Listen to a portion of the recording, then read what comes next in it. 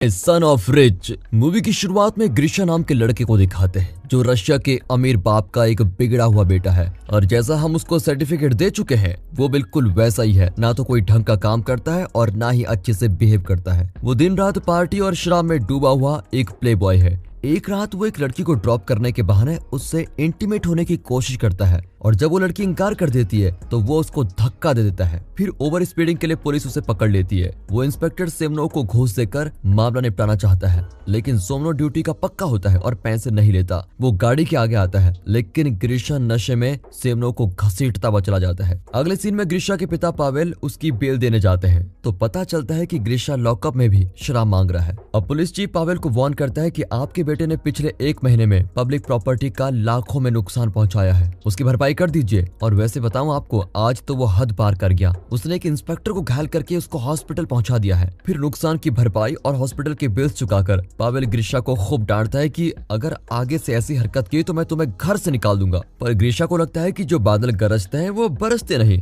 इसलिए वो I don't care वाले एटीट्यूड के साथ घूम रहा होता है। अब पावेल परेशान होकर अपनी गर्लफ्रेंड अना से मिलता है जो एक टीवी प्रोड्यूसर है। मैं इस लड़के के साथ क्या करूं, तुम ही बताओ। मैंने आर्मी में उसे भर्ती करने की कोशिश की थी, लेकिन उन लोगों ने पहले दिन उसको भगा दिया कि हम देश की सुरक्षा ऐसे नालायक के हाथ में नहीं देना चाहते।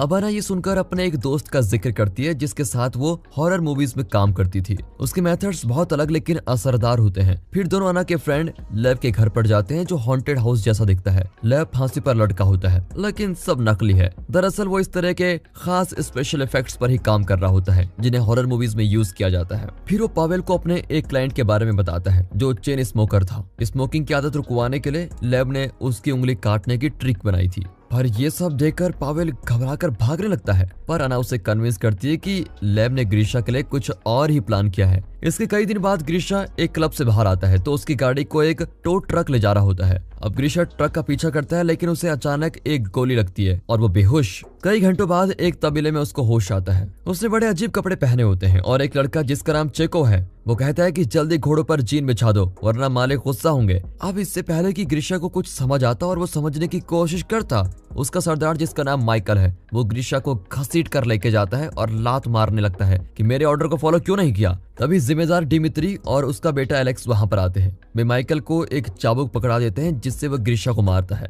डिमित्री कहता है कि जल्दी से घोड़ा तैयार करो वरना इसी से पीठ की खाल निकाल दूंगा। पर जब चेको ग्रीशा को वापस तबीले में लेके जाता है तो वो खिड़की से कूदकर भाग ही जाता है। लगता है वो साल 1860 में रशिया के किसी गांव में पहुंच गया है। उस वक्त वहां जमींदारों के कई गुलाम हुआ करते थे। वो रास्ते में लोगों से सेल फोन और पुलिस स्टेशन का पता मांगता है, पर वे उसको पागल समझते हैं कि ये क्या बकवास कर रहा है, ये किस चीज के बारे में बात कर रहा है। किसी तरह वो एस्टेट के बॉर्डर पार पहुंच ही जाता है और गलती से एक झील में गिर जाता है। फिर सूखे कपड़े लेने के लिए वो वापस गांव में आता है तो माइकल उसको गिरफ्तार कर लेता है और फांसी देना चाहता है। पर तभी डिमित्री की बेटी एंजेला वहां जाती है और अपने पिता से कहती है कि इन लोगों पर रहम कीजिए, रोज रोज किसी का खून देखकर मैं तंग आ चुकी हूँ। उस दिन एंजेला का जन्मदिन होता है, इसलिए डिमित्री उसकी बात मानकर ग्रीशा को जिंदा छोड़ देता है। तभी एक पक्षी ऊपर उड़ रहा होता है और वहाँ कुछ देर घूमने के बाद गाँव के बॉर्डर पर एक बिल्डिंग के अंदर चला जाता है। दरअसल ये पक्षी नहीं ड्रोन है। ना ही ये 1860 का रशिया विलेज है और ना ही ग्रीशा ने टाइम ट्रेवल किया है। ये सब तो लेव की सेटिंग है और उसने ग्रीशा को सीधा करने के लिए ही ये प्लान बनाया था। पावेल इतना अमीर है कि वो इतना महंगा प्रोडक्शन सेट लगवा पाया था। अब लेव और अना मिलकर इस प्रोडक्शन को मैनेज कर रहे होते हैं। इस गांव में हर तरफ कैमरास छुपाए गए हैं और हमेशा एक स्नाइपर रेडी रहता है ताकि अगर कोई प्रॉब्लम हुई तो वो तुरंत ग्रीशा पर एक इंजेक्शन फायर करके उसको बेहोश कर दे। पर अपने बेटे को असली चाबुक से मार खाते देखकर पावेल सोच में पड़ जाता है कि मैं अपने बेटे को पिटवाने के लिए आखिर इतना खर्च क्यों कर रहा हूँ। पर लेव कहता है ये सब ग्रीशा की भलाई के लिए ही हो रहा है। फिर लेव और अना बहस करने लगते हैं। पावेल पूछता है कि तुम दोनों के बीच आखिर प्रॉब्लम क्या है, तो लेव बताता है कि अना ने आपसे झूठ बोला था कि मैं उसका दोस्त हूँ और हम दोनों मिलकर एक हॉरर मूवी में काम कर चुके हैं। दरअसल ये मेरी एक्स वाइफ है और इसने हमारी शादी को ही हॉरर मूवी बना दिया था। वहाँ ग्रीशा अपनी किस्मत को कोसते हुए उस गाँव में रहने लगता है। उसे पूरा यकीन है कि वो टाइम ट्रेवल करके वहाँ पहुंच गया। इसी बीच डायरेक्टर एक्टर्स को अगले सीन की स्क्रिप्ट देता है। वो सभी को याद दिलाता है कि जब तक आप लोग इस ड्रामे में हो तब तक औरतें अपने हाथ पर वैक्स नहीं कराएंगी और आदमी शेविंग नहीं करेंगे और अंडरवियर, ब्रा, कान की बाली, अंगूठी वगैरह को तो भूल ही जाओ। अब एलेक्स अपनी गर्लफ्रेंड लिजा को हेलो कहकर अपनी स्क्रिप्ट उठा लेता है। लिज भी यहाँ काम करती है लेकिन वो सिर्फ घोड़ों की इंचार्ज है और एक्टिंग नहीं करती। एलेक्स एंजेला का मजाक उड़ाता है क्योंकि उसे ग्रीशा जैसे प्लेबॉय की गर्लफ्रेंड का रोल दिया गया है। वैसे ग्रीशा की रोजमर्रा की जिंदगी बहुत मुश्किल होती है। वो सूरज उगने से पहले उठ जाता है और सिर्फ थोड़ा सा सूप पीकर घोड़ों के साथ काम पर लग जाता है। वो बाथरूम के बजाय जंगल में जाकर हल्का होता है और बिना अंडरवियर की पैंट पहनता है। इतना ही नहीं, छोटी से छोटी गलती पर भी वो चाबुक से मार खाता है। एक दिन वो काम से थका हुआ आराम कर रहा होता है, तभी उसे एंजेला की रोने की आवाज आती है। वो जाकर देखता है तो एंजेला बताती है, मेरे पिताजी मेरी शादी को बूढ़े अमीर आदमी से करवाना चाहते हैं। उसे दिलासा देने के बजाय ग्रीशा कहता है, ये तो बड़ी अच्छी बात है, वो बूढ़ा है तो जल्द ही मर जाएगा, फिर तुम उसके धन दौलत की मालकिन बन जाओगी और आराम से रह पाओगी। कुछ दिन बाद ग्रीशा एक चिकन चुरा लेता है और चेकॉब से कहता है कि चिकन सूप बनाने के लिए कुछ चीजें लेकर आओ। चेकॉब सारी चीजें लेकर आता है, लेकिन जब सूप बन जाता है तो ग्रीशा अकेले ही सारा खत्म कर देता है। और जब माइकल को पता चलता है कि चिकन चोरी हुआ है तो वो कहता है कि चोर अपने आप आगे आ जाए, नहीं तो मैं किसी को भी उठाकर पीट दूंगा। पर ग्रीशा के अंदर हमदर्दी नाम की कोई चीज नहीं होती और वो कुछ नहीं बताता। इस वजह से वो चेको को चाकू मारने के लिए लेके जाते हैं। कुछ देर बाद चेको लौट आता है और ग्रीशा को अपने पेट पर चाबुक के निशान दिखाता है। कुछ भी हो, इन लोगों का मेकअप डिपार्टमेंट बहुत टैलेंटेड लगता है, लेकिन उसके घाव देखकर भी ग्रीशा का पत्थर दिल जरा भी नहीं पिघलता। तभी वो लिजा को देखता है जो घोड़े से उतर रही होती है। उसका मॉडर्न अंडरवियर देखकर ग्रीशा को शक होता है और वो लिजा को पकड़कर फिर से देखना चाहता है, लेकिन इतने में गांव वाले उसको रोक देते हैं। अब पावेल को लगता है कि उसका बेटा कभी नहीं सुधरेगा, इसलिए वो इस पूरे ऑपरेशन को रोकने का फैसला करता है। लेकिन तभी उसे पता चलता है कि ग्रीशा लिजा से माफी मांगना चाहता है। लेब कहता है कि ग्रीशा के अंदर कुछ तो बदलाव आया है और हमें उसे प्रोत्साहित करना चाहिए, इसलिए तुम लोग उसे लिजा के पास लेके जाओ। अब ग्रीशा लिजा से माफी मांगता है और फिर लिजा अपनी सेफ्टी के लिए एक लकड़ी में कुछ कील डालकर लेके आती है, लेकिन वो ग्रीशा को माफ कर देती है। अब कुछ दिन बाद इवान कोपाला नाम का त्योहार आता है और उनके पुराणों में बताया गया है कि इवान कोपाला की रात जिसके साथ भी सेलिब्रेट करोगे, पूरी लाइफ उसी के साथ रहोगे। अब यहाँ सेलिब्रेशन में ग्रीशा म्यूजिशियन को लंबाड़ा इंस्ट्रूमेंट बजाना सिखाता है और गांव वालों को डांस करना सिखाता है। एंजेला कहती है कि मैं उस अमीर बूढ़े से शादी नहीं करना चाहती, इसलिए मैं झील में कूदने जा रही हूँ। पर उसे रोकने के बजाय ग्रीशा लिजा से बात करने लगता है। वो लिजा को फ्यूचर की टेक्नोलॉजी के बारे में बताता है और कहता है कि मैं एक टाइम ट्रेवलर हूँ। लिजा को उस पर तरस आता है और वो कहती है कि मुझे तुम पर विश्वास है। चेको ग्रीशा को डिस्ट्रैक्ट करने की कोशिश करता रहता है, लेकिन ग्रीशा उस पर ध्यान ही नहीं देता। आखिर चेको उसे बताता है कि एंजेला झील के पास गई है। अब ग्रीशा को याद आता है कि एंजेला झील में कूदने की बात कर रही थी। वो तुरंत जाकर उसको बचा लेता है, लेकिन फिर उसे इग्नोर करके पार्टी में लौट आता है। लेकिन लिजा वहां नहीं होती। ग्रीशा उसके घर जाता है जहां सारे टेक्नीशियन जल्दी से छुप जाते हैं। फिर लिजा दरवाजा खोलती है। ग्रीशा कहता है कि मैं इवान कोपाला वाली रात तुम्हारे साथ बिताना चाहता हूँ ताकि जिंदगी भर तुम्हारे साथ गुजार सकूं। पर लिजा मना करके उसके मुंह पर दरवाजा बंद कर देती है। अब अगले दिन लेब डिसाइड करता है कि अब से ग्रीशा की गर्लफ्रेंड का रोल लिजा को ही दिया जाएगा। पर लिजा कहती है कि वो मुझे बिल्कुल भी अच्छा नहीं लगता। हाँ, लेकिन फिर भी मैं उसे ठीक करने के लिए उसकी गर्लफ्रेंड बनने को तैयार हूँ, लेकिन मैं उसे कभी किस नहीं करूंगी, पहले ही बता दे रही हूँ, और कभी इंटीमेट तो होंगी नहीं। अब डायरेक्टर इस कहानी का प्लॉट जरा बदल देता है। नए प्लॉट में एलेक्स नशे में शरीफ को घायल कर देता है। ऊपर से रौब जमाता है कि मैं जमींदार का बेटा हूँ, कोई मेरा कुछ नहीं बिगाड़ सकता। इस बात पर गुस्सा होने के बजाय ग्रीशा को एलेक्स से बड़ी जलन होती है कि कल रात एलेक्स ने बड़े मजे किए थे।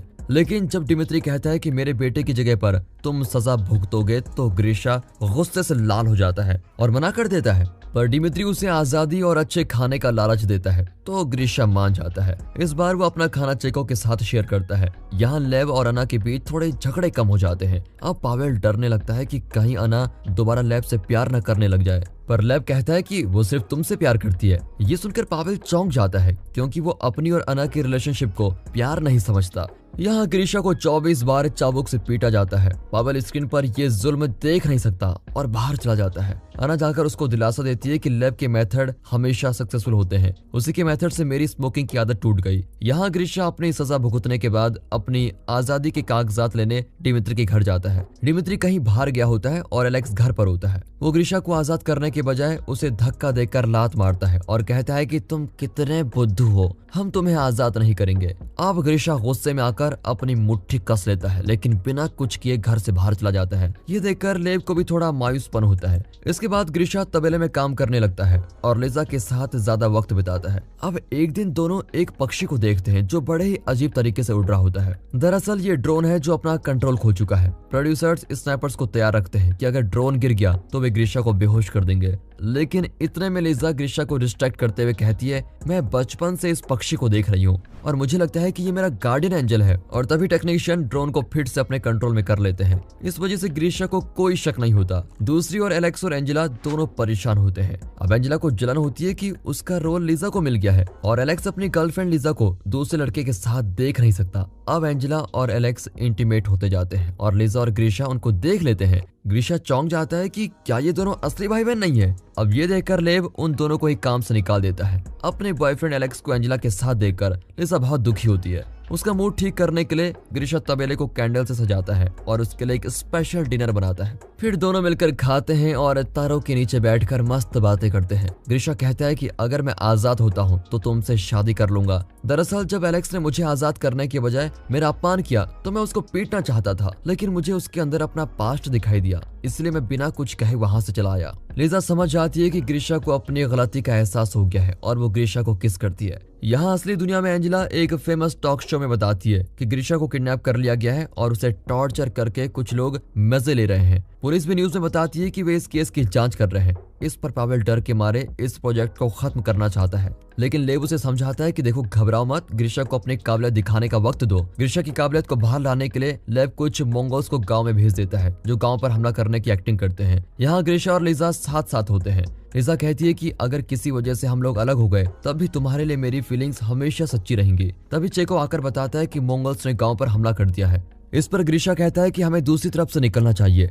अरे ये तो एकदम कायर निकला। ये सोचकर लेव चेको के कान में फिक्स किए हुए डिवाइस पर कुछ मैसेज देता है। मैसेज को सुनकर चेको ग्रीशा से कहता है, अगर तबीले के सारे वर्कर्स गांव में नहीं आए तो मंगोल्स गांव को जला देंगे। गांव में मंगोल्स को बहुत सारा खाना दिया जाता है, लेकिन उनका सरदार एक औरत मांगता है और भीड़ से एक औरत को चुन लेता है, लेकिन उसका पिता उसको बचाने के लिए झपट पड़ता है। अब क्योंकि मंगोल्स बहादुरों को इज्जत देते हैं, इसलिए वे उस आदमी को अपने एक सोल्जर से लड़ने को कहते हैं। अगर वो जीत जाएगा तो उसकी बेटी को छोड़ दिया जाएगा। वो आदमी लड़ाई में हार जाता है और उसकी गर्दन काट दी जाती है। फिर भी उसकी वीरता को देखते हुए मंगोल्स उस औरत को छोड़ देते हैं और अब वे लिजा को चुनते हैं। लिजा ग्रीशा को मदद करने के लिए बुलाती है, लेकिन ग्रीशा डर के मारे वहां से दूर ही चला जाता है। इस प्लान को भी फ्लॉप होते देखकर पावेल प्रोडक्शन को शट डाउन करना चाहता है। ऊपर से पुलिस भी यहाँ पर पहुंचती होगी, पर लेव इस बार भी कहता है कि ग्रीशा को हीरो बनने का एक लास्ट चांस दे दो बस। वहाँ ग्रीशा पक्षी की तरह दिखने वाले ड्रोन को देखकर ये मान लेता है कि लिजा का गार्डियन एंजल उसको बचाने का इशारा कर रहा है, इसलिए वो तुरंत एक घोड़े पर चढ़कर आता है। फिर लिजा की वही पुरानी लकड़ी लेकर वापस जाता है और मंगोल्स के सर पे मारता है।